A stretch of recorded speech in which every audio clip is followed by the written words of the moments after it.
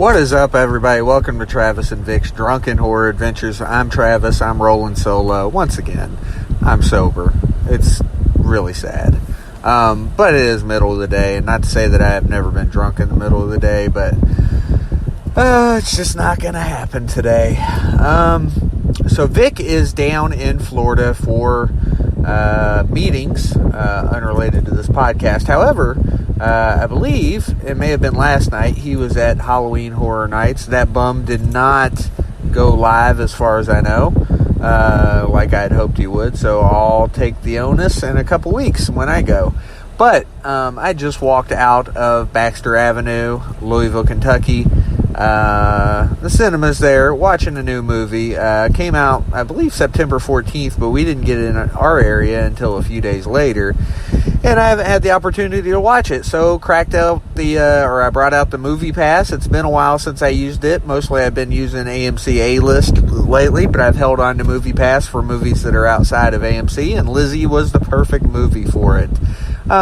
So, before I even get into the movie, first let me say I apologize. Last night we were supposed to do the top 10 horror movies of 1985, but I could never get Vic's list. He disappeared on me and claimed he was running around chauffeuring drunk people from spot to spot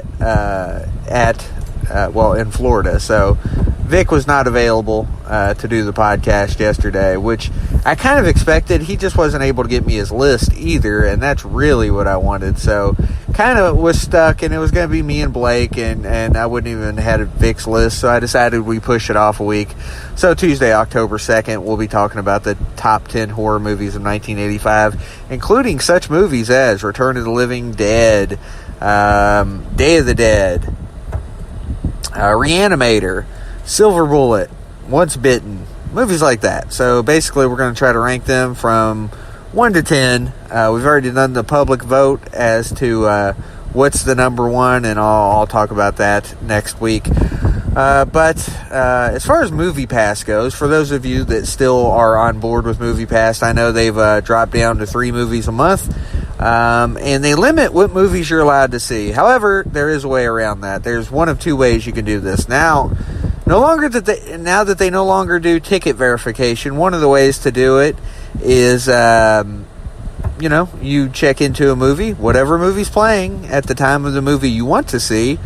You check into that movie on the app that's available, and then you buy a ticket for another movie.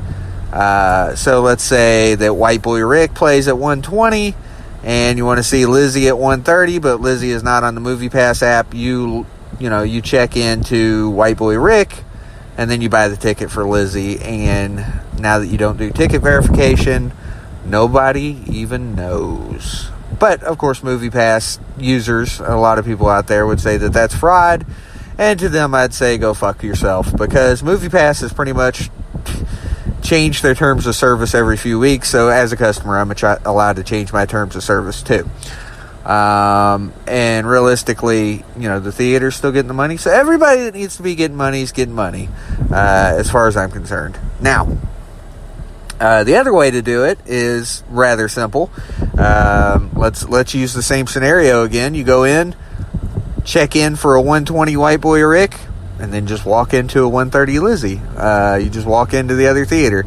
Now, that's not always easy to do, like on a Friday night or a Thursday night, or when you've got a premiere movie. But that's what AMC A-List is for me. But it's useful, middle of the day, nobody gives a shit. They're not going to check to see which theater you walk into. So, you check into a movie, and then you go see the movie of your choice because it's not on the Movie Pass app. Still paid for a movie. Everybody's getting paid. All good. You're seeing the movie you want. It is what it is. Okay. Now, moving on to the movie Lizzie. A couple years ago, we did the Lizzie Borden podcast on Travis and Vic's Drunken Horror Adventures. We had a writer on. We talked about the murders. One of the most famous murder cases of all time. I think most people know who Lizzie Borden is. You know the song. She gave her Lizzie Borden gave her mother 40 whacks Lizzie Borden gave her mother 40 whacks when her father saw what she had done, gave her father 41, something along those lines. But anyway, the whole point of what I'm saying is that this is a story that's been told over and over again. Now this time it's told with, I want to say like Chloe Savignon, something like that. I don't know how her last name's pronounced or spelled offhand. She is best known for me, American Psycho, Kids. She was in a lot of the American Horror Story seasons. I can think of a couple right off the bat. Really good actress. She's usually not like the leading role of movies. She's usually supporting, but she's really good actress. She's kind of, she's certainly not ugly, but she's kind of fair looking. She's not bad looking. She's not great looking. She's just kind of there. She has some features that kind of separate her from a lot of other people. She's definitely not like the most gorgeous female in Hollywood. So, you know, kind of floats under the radar, but she's a really good actress. She plays Lizzie Borden in this movie. And then you've got Kristen Stewart playing Bridget, the maid. And Dennis O'Hare, I believe is his name. He's also in this, and he is from American Horror Story, maybe every single season, just about every season as far as I know. Really great actor. Met him at a horror hound once upon a time. Really nice guy. He was trying to give me a cookie. I decided, no, you can give it to my daughter. But yeah, he does a great job in this as well. Great character actor.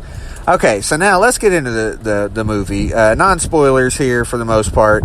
The movie is of course about the Lizzie Borden murders, but it really focuses on this love story, this kind of forbidden love story between Bridget and Lizzie, which, you know, that's been speculated about in the past, never proven, no evidence to support the same, but that's the story here. I mean, again, this is a story that's been told many times in different ways, so kind of cool to see it told in this way. And you know, as far as the movie as a whole, yeah, it had its slow moments. That's to be expected with a movie about, you know, 1892. I mean, you know, you're not going to get a whole lot of excitement and adventure when most of the action takes place in one house. But that being said, you do get the gore. You get an axe to the fucking face over and over and over again. You get an axe to the back of the head over and over and over again. And for the people that know about the Lizzie Borden murders, that wouldn't surprise you because, of course, that's what happened. As far as who actually did the crimes, that's something I'll let you watch the movie to find out how they portray it. I will tell you that most people think that Lizzie Borden probably did it, and that movie may go down that path as well. But again, the movie itself, it gets a 5.8 on IMDb, and you know that's a little bit below middle of the road. I mean, most things, if they're decent, they get about a 6. 5.8 for a movie like this. Didn't get released a lot of places. Sometimes that's not a great thing, because some of these movies that get released like in not a large vast area like maybe I, Tonya, they get higher ratings, but this one with a 5.8 kind of seems to bode poorly for the movie. But I liked it. Let me just say that right off the bat before I even get into my rating. I liked it. I thought it was good. Hey man, we get gore. We get pretty good acting. Kristen Stewart was in it. I hate her from Twilight, but I tell you, she did a good job in this movie. Hey, and, you know, just for the fuck of it, we get to see her tits. And we get to see the tits of the other chick, too. Now, don't get me wrong. I mean, these two aren't the hottest chicks in Hollywood, like I said earlier, but, you know, it's something. Throw us a little bone. It's something. Throw a dog a bone, and we get a little bit of lesbian action. And as a horror fan and a male, there's nothing wrong with that.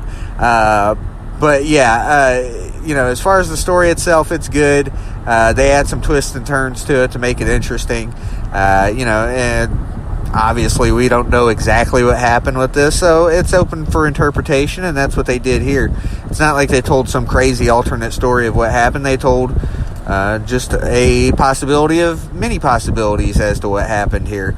So you get this crazy story all played out on the big screen, and you know, it was fun to get to see Lizzie, a story of Lizzie Borden at the theaters, because you know they've got the various ones like Lizzie Borden Took an Axe, I believe is the name of it, with Christina Ricci, And that was on Netflix. I'm not sure that ever hit a theater ever.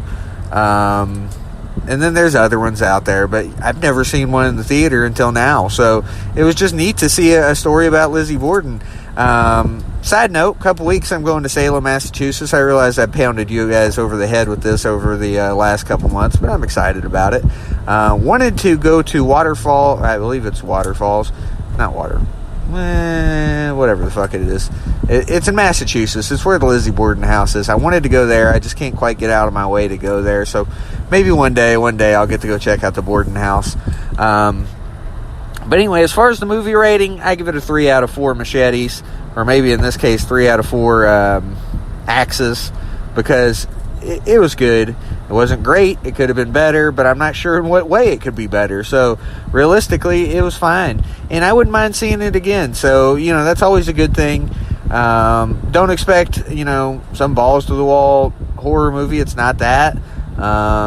Just kind of a dramatic retelling of the Lizzie Borden legend, and that's what it is at this point. So if you want to learn all about the Lizzie Borden legend, you go back into the Travis and Vic Drunken Horror Adventures archives, travandvichorror.wordpress.com. You can go to the serial killer, real life monsters, etc. section, and it's on there. Or you can just go back through all of our mini archives. I believe this one was in 2016 we did it, but I can't guarantee that. You'd have to go look.